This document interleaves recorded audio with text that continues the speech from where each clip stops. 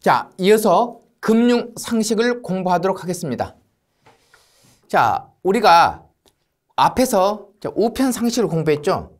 이제는 이제 우편과 전혀 별개의 예금 파트죠. 자, 그래서 예금 파트는 이렇게 챕터가 1장부터 해서 10장으로 이렇게 나뉘어져 있습니다.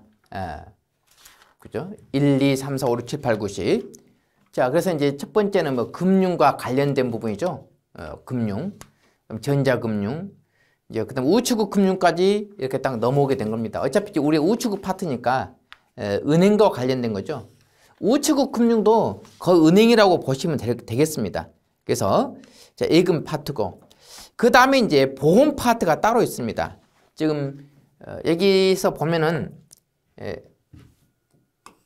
예금 파트죠. 예금. 그 다음에 보험 파트가 이렇게 두 개 나눠져 있는 거죠. 이것이 이제 금융이죠. 금융. 이렇게. 이것이 그치? 1편, 2편 이렇게 되는 거죠. 우리 우편은 다 끝났어. 우편은 국내 우편, 국제 우편이 있었고, 금융은 예금과 보험 파트가 있다. 이렇게 공부하시면 되겠습니다. 그러면 이제 어느 정도 여러분들이 이제 공부하는데 이제 윤곽이 나오죠. 자, 우리 우편은 다 끝났어요. 우편은 국내 우편, 국제 우편. 그 다음에 이제 금융은 바로 예금하고 그 다음에 보험 파트가 있더라. 이렇게 해서 공부하시기 바랍니다. 그래서 우리 이제 금융 상식이라고 얘기를 하는 것이죠. 사실은 그 예금 파트도 좀 까다롭고 어려워요. 그리고 이 보험 파트는 정말로 뭐라 할까? 말할 것도 없죠. 이것도 보험과 관련된 너무너무 지엽적인 거죠. 수험생들이 이제 이런 부분에 숫자 같은 거 뭐 나오고 금액 이거 보면은 상당히 이제 머리 아플 겁니다. 우리 최대한 대로 암기할 수 있는 것도 암기해보죠. 서로 헷갈릴 부분이 상당히 많아요. 자, 먼저 공부하도록 하겠습니다. 여기 보면은 자, 금융 경제 일반이 있습니다. 자, 양이 상당히 많죠. 상당히 많고 지엽적인 부분 많습니다. 그래서 거의 이제 목차 정도를 갖다 많이 진하게 보시고 내용은 여러분들이 좀 분석을 많이 하셔야 돼요. 어찌됐든 간에 양이 많기 때문에 속도 좀 내보도록 하겠습니다. 너무 지엽적인 거죠. 읽으면 금방 알 수 있는 부분을 우리가 이제 글씨로 적어 놨던 거죠.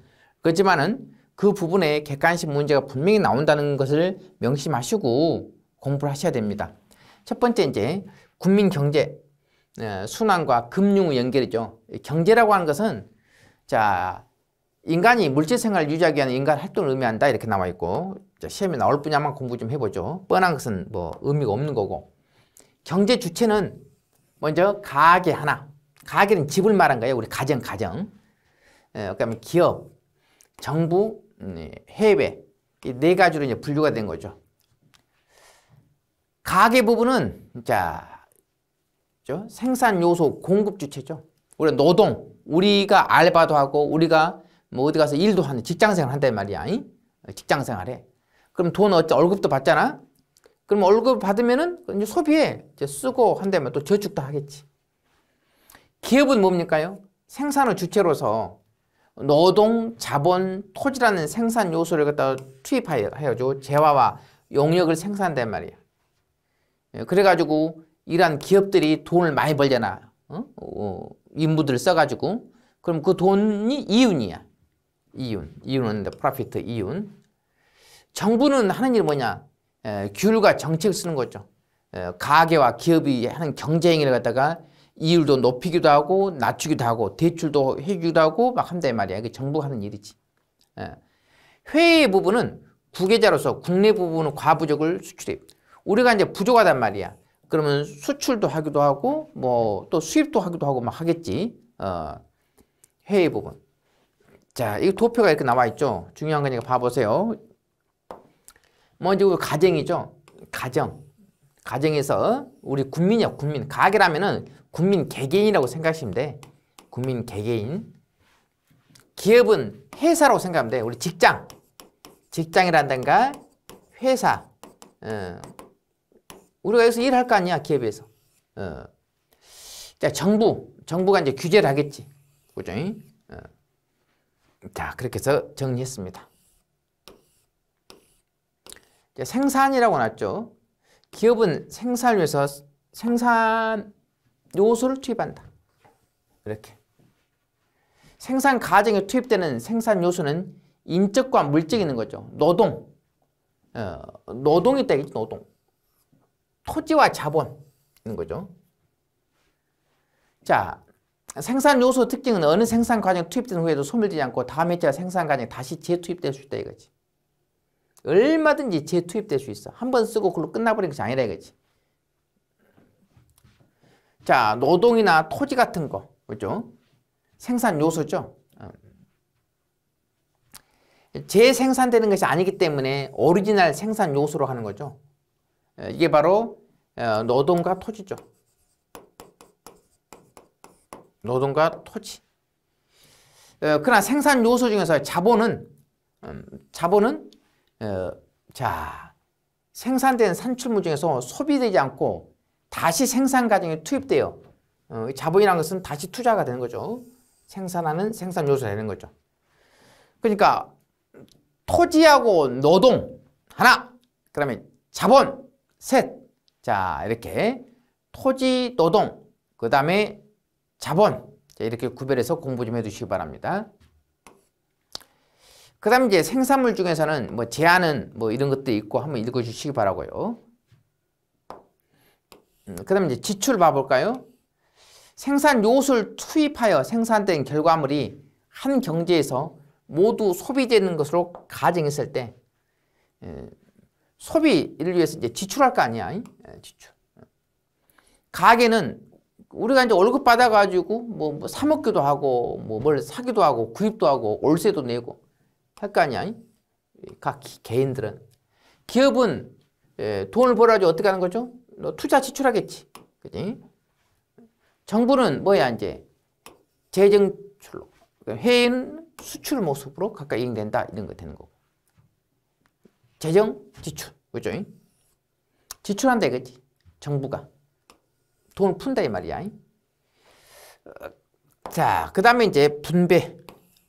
분배는 생산에 의해서 얻는 소득이 누구에게 나눠지냐 이 말이야. 누구한테 나누어 가는 건가?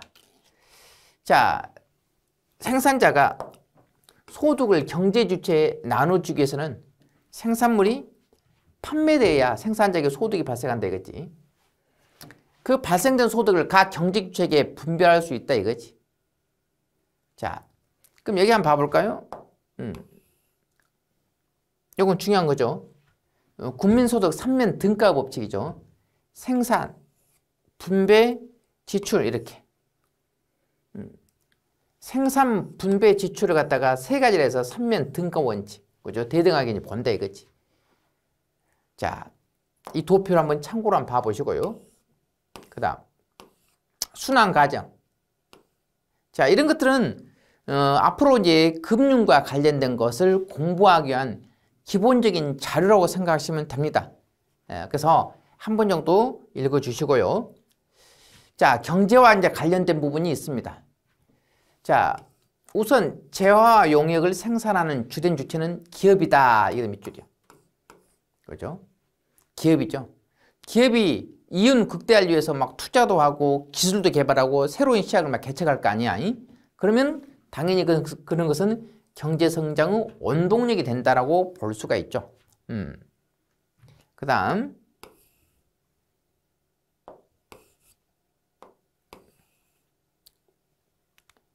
자, 여기 한번 봐보죠. 자, 정부에도 법인세 등의 형태로 납부한다 이거지. 세금도 내야 된다 이거지. 자, 그 다음에 이제 기업으로부터 임금, 이자, 배당금 등을 받은 우리 가게죠. 가게는 정부의 소득과 부에 대한 소득세, 재산세를 내야 된다 이거지. 그죠? 그럼 정부는 하나의 수입이 되겠지. 국민들로부터 이런 세금을 받기 때문에 수입이 된 거야. 또 정부를 하더라도 여러 가지 이제 국민들에게 지출을 할 수 있어. 보조금도 지급하고 장학금도 지급하고 여러 가지 지원금 형태도 지급하고 뭐 금리도 낮추고 막 한다 이 말이야. 그럼 그것이 정부 지출로 보는 거죠. 예. 그래서 정부는 받은 세금 가지고 보조금이라든가 수혜금 등 여러 가지 형태로 가게에 다시 이전된다 이거지. 혜택을 준다 이거지. 자, 그 다음 예, 봐보죠.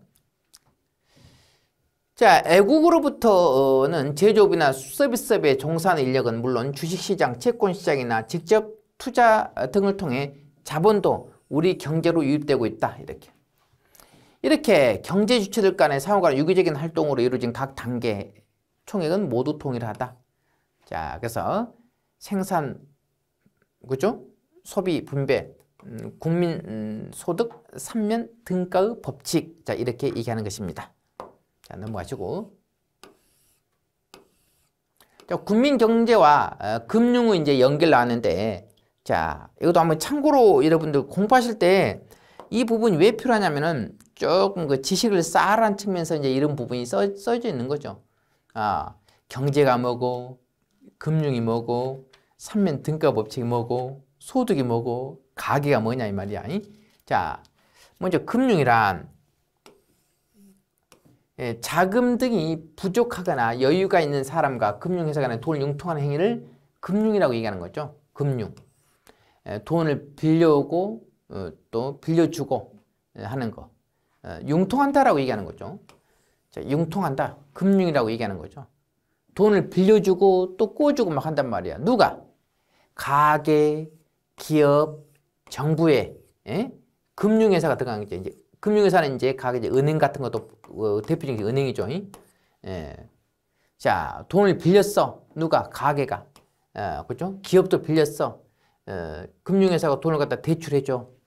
금리 조정은 누가 해? 정부에서 금리 조정을 하겠지. 그래서 네 가지 금융 주체라고 얘기하는 거죠. 이렇게 금융 활동의 주체라고 얘기하는 거죠.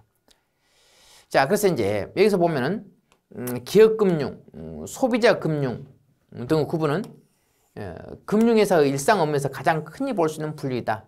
그지? 자금을 조달한다 이거죠.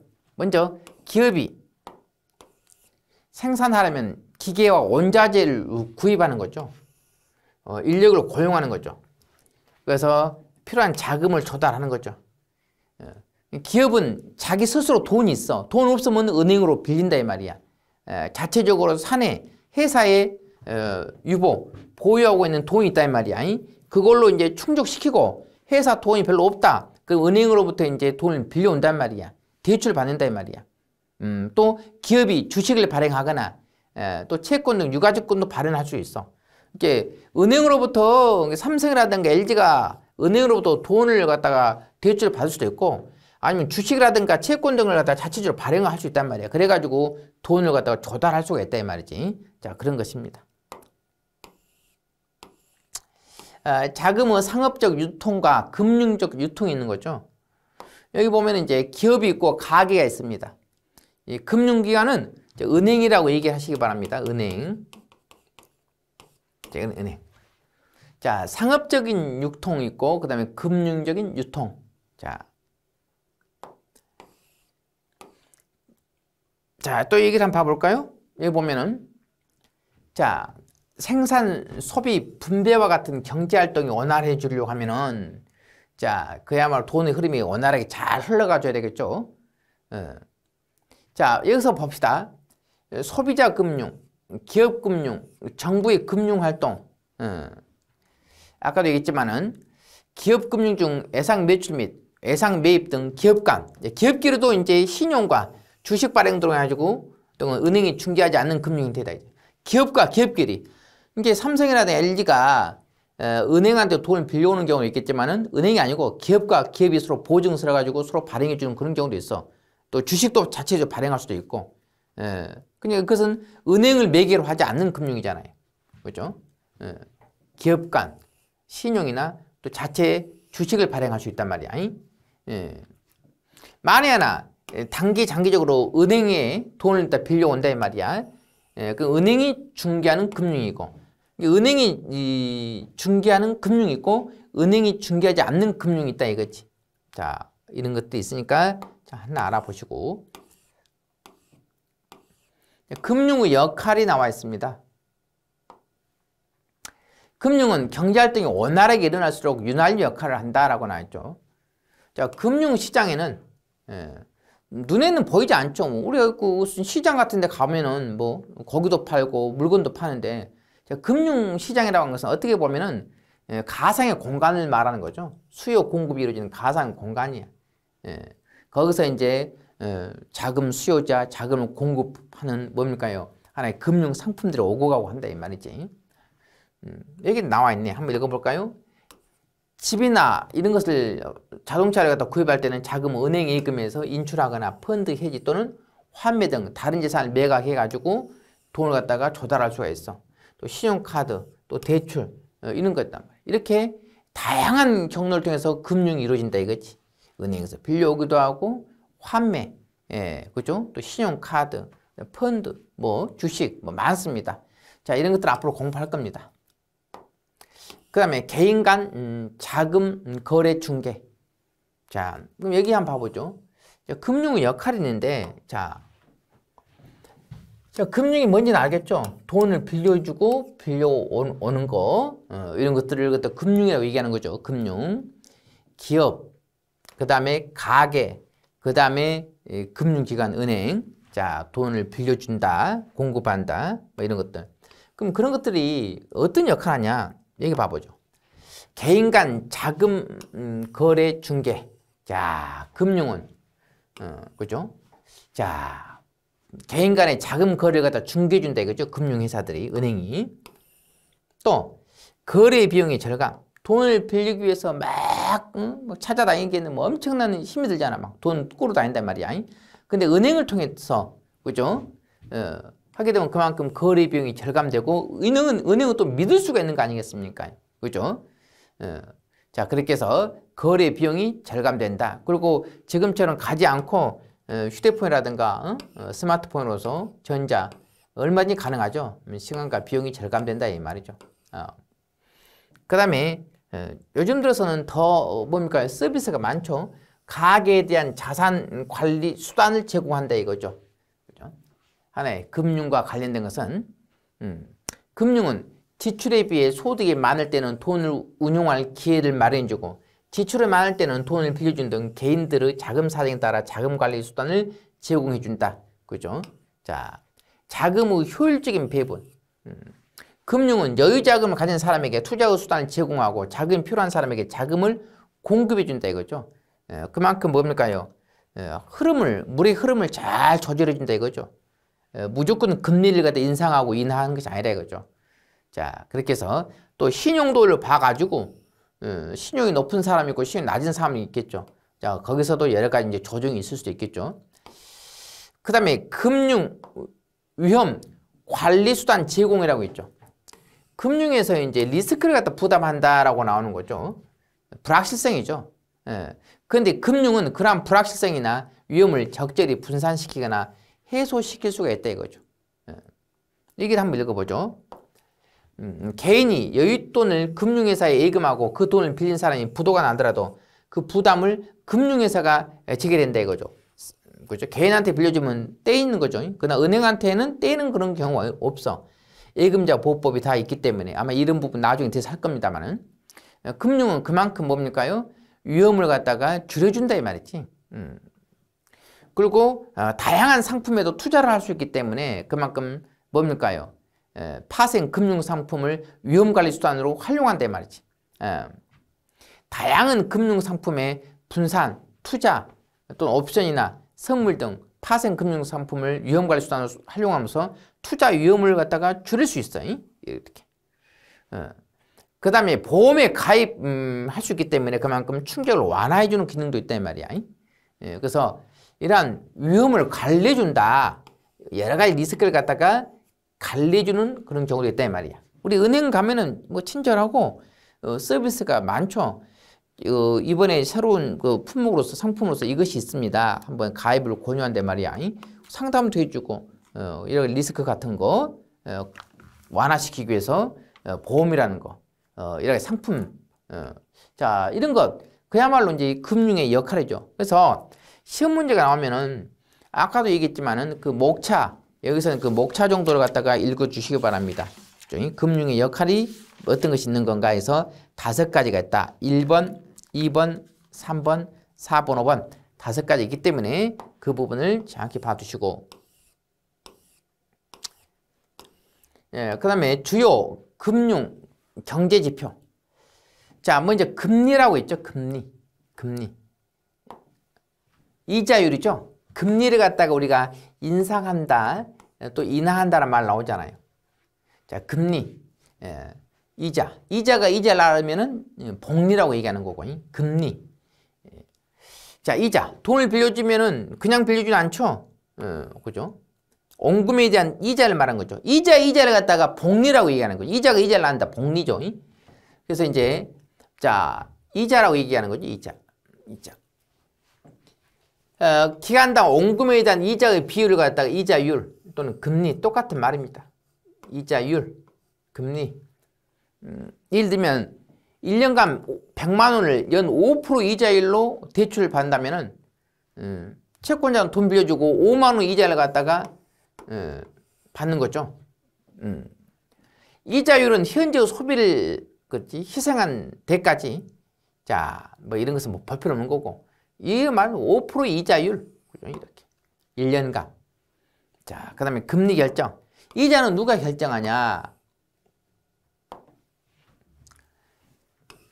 물건 가격이 시장에서 수요와 공급에서 결정되는 것처럼 돈의 가격, 금리도, 자, 금융시장에서 자금의 수요와 공급에 따라서 이제 결정되는 거죠. 자, 여러 가지 이제, 통상 자금에 대한 수요가 늘어나면, 여기 봐보세요. 이런 거 시험에 나와. 돈에 대한 수요가 늘어나면은, 돈을 쓰려고 한 사람이, 돈을 필요로 한 사람이 많다 이 말이야. 그럼 금리는 상승하죠. 자, 상승함으로 자금 공급이 늘어나면 금리는 하락한다. 자금 공급이 늘어나면은 금리는 하락한다. 한번 읽어드릴게요. 경기 전망이 좋아지면 이익 증가를 예상한 기업의 투자자가 늘어나 돈에 대한 수요가 증가하고 그만큼 금리는 올라가게 된다 나오고, 돈의 공급을 주로 가계에 의해서 이루어지는데 가계가 은행에다 저축할 거 아니야. 은행은 기업에 돈을 빌려주는 거고. 자, 근데 가계 소득이 적어. 아빠가 월급이 적어. 소비가 늘어. 돈의 공급이 줄어들어. 금리가 오르게 된다. 가계의 소득이 적어지거나 소비가 늘면 돈의 공급이 줄어들어. 금리가 오르게 된다. 또 하나 얘기해 봅시다. 물가가 오를 것이라고 예상되면 돈을 빌려주는 사람은 같은 금액 이자를 받는다 하더라도 그 실질 가치가 떨어지므로 금리가 높아. 금리는 상승이 된다 이거지. 자, 이제 금리가 뭔 의미인지 알겠죠? 자, 금리. 그래서 얘기를 한번 봐보죠. 자금의 수요는 주로 가계의 소비, 기업이 투자해서 영향을 받고, 자금 공급은 가계의 저축, 우리가 저축하죠. 또 한국은행 통화정책 등의 영향을 받는다. 자, 그렇게 해서 알아두시기 바랍니다. 이제 금리의 결정을 공부하고 있습니다. 자, 금리의 결정 이렇게 있고, 금리 변동의 영향이 있습니다. 금리의 변동은 가계 소비와 기업 투자 수준, 물가, 국가 간의 자금 이동 등 여러 분야에 영향을 미친다. 금리 변동. 금리가 변동하면은 뭐 말들이 많죠. 금리 변동에 대해서 상당히 말이 많습니다. 여기에 대해서 이제 이득을 보는 사람도 있고, 그 다음에 피해를 보는 사람도 있고 하는 거죠. 우리는 이제 가계는 소비하거나 저축하죠. 우리가 경제활동하면서 소비도 하고 또 저축도 하고 한단 말이야. 그러면은 금리가 오르면 어떡하냐면 이자가 올라. 그러면 우리 가게는 가지고 있는 돈은 어떡할까요? 쓸까요? 저축할까요?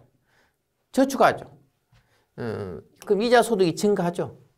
그러면 소비를 줄이는 대신 미래의 소비를 위해서 저축을 증가시킨다 이 말이지.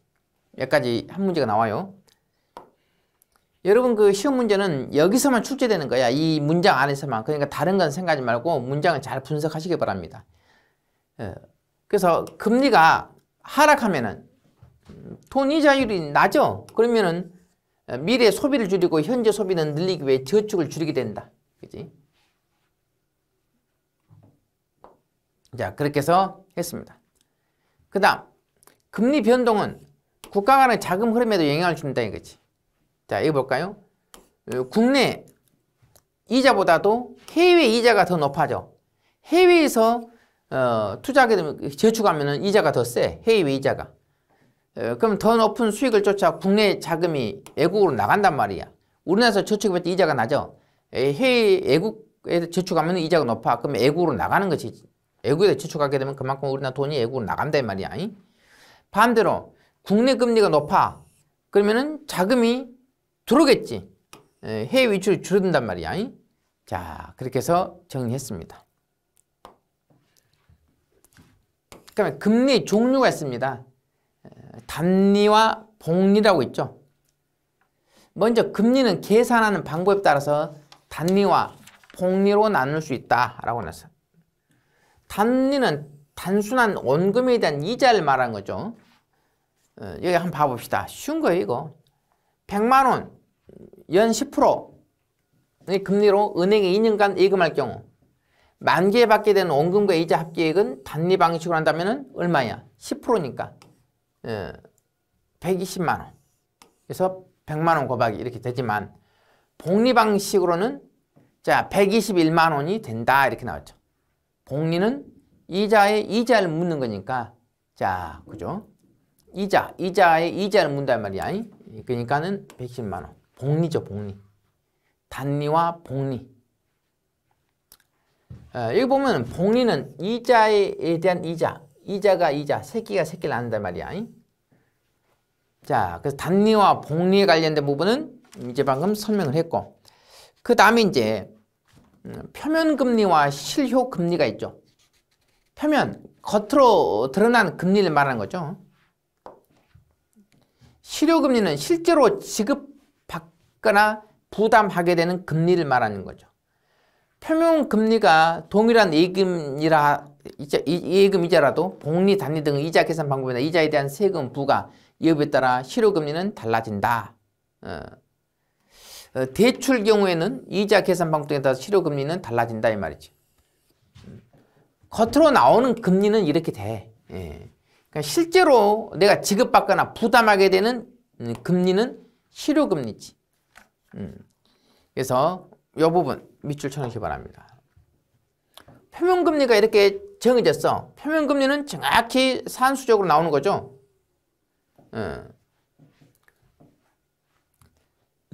그렇지만 복리, 단리 등의 이자 계산 방법이나 이자에 대한 세금 부과 여부에 따라서 실효금리는 달라진다.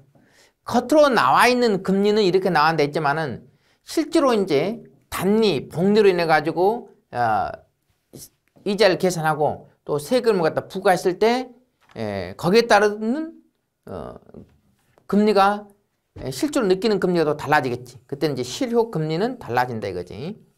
이렇게 생각하시면 되겠습니다. 표면적으로는 저렇게 나와 있지만은 실제로는 이러한 원리가 실제로 이제 다르게 변할 수도 있다 이거지. 실효금리.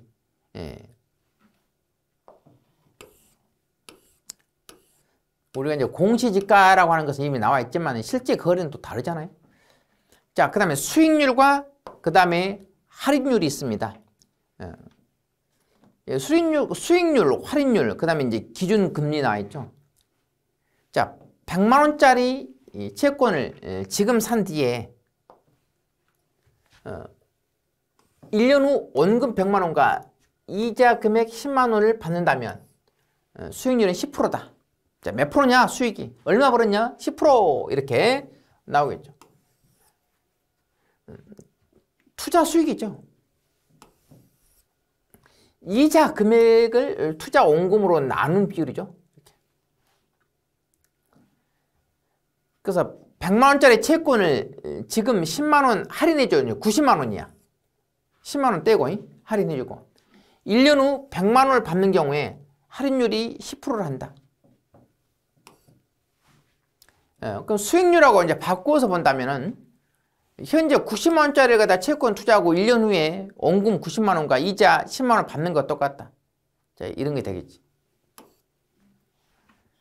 자, 그렇게 해서 수익률하고 할인율, 수익률, 할인율 이렇게. 자, 할인율, 자, 우리가 수익률, 할인율 꼭 알아놓으시기 바랍니다. 이 부분 언급합니다. 그 다음에 이제 기준금리라고 나와 있죠. 자, 이 기준금리는 잠시 후에 계속 이어서 하도록 하겠습니다.